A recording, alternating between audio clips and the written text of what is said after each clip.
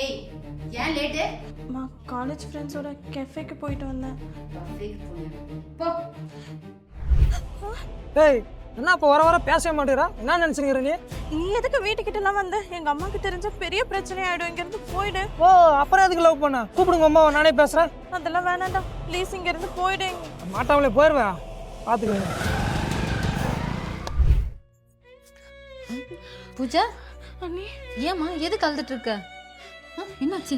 காலேஜில் ஒரு பையனை 6 மாசமா லவ் பண்ண அண்ணி. நல்லவன் நினச்சேன்.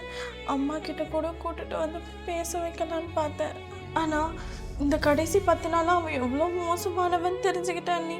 அவனை விட்டு விலகலான்னு பார்த்தாலும் அவன் என்னை விட மாட்டான் அண்ணி. அப்படியா? சரிம்மா, நான் வேணா உங்க அண்ணன் கிட்ட சொல்லட்டுமா? அண்ணன் கிட்டயா? அண்ணன் கோவக்காரன். அவன் என்ன பண்ணுவானே தெரியாது அண்ணி. அத்தை கிட்ட பேசி பார்க்கட்டுமா? அம்மாவுக்கு தெரிஞ்சா என்னை காலேஜ் போக வேணாம்னு சொல்லிடுவாங்க. சரிம்மா, நீ எதுக்கும் அல்லாத சரி பண்ணிடலாம் என்ன? ஏய் வா, வண்டியில் ஏறு, உங்கள்கிட்ட தனியாக பேசணும். வா. அதெல்லாம் முடியாது. நீ முதல்ல இங்கிருந்து கிளம்பு. வான்னு சொல்கிறேன்ல, வந்து வண்டியில் ஏறு. வரமாட்டேன். என்ன வேணாண்டா. வாங்க.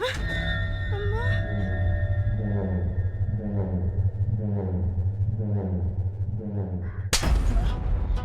ஏண்டா எங்க வந்து யார் பொண்ணுகிட்ட வம்பு பண்ற? இனிமேல் இந்த ஏரியா பக்கம் உன்னை பார்த்தேன் அவ்வளவுதான். கிளம்புடா முதல்ல. சாரிம்மா. எதுக்குடா சாரி? இத முதல்ல நீ என்கிட்ட சொல்லியிருந்தா இந்த அளவுக்கு வர விட்டுருக்க மாட்டேன். எதுனாலும் பெத்தவங்க கிட்ட சொல்லி பழகுங்க. நாங்க திட்டுறதே உங்க நல்லதுக்கு தானே.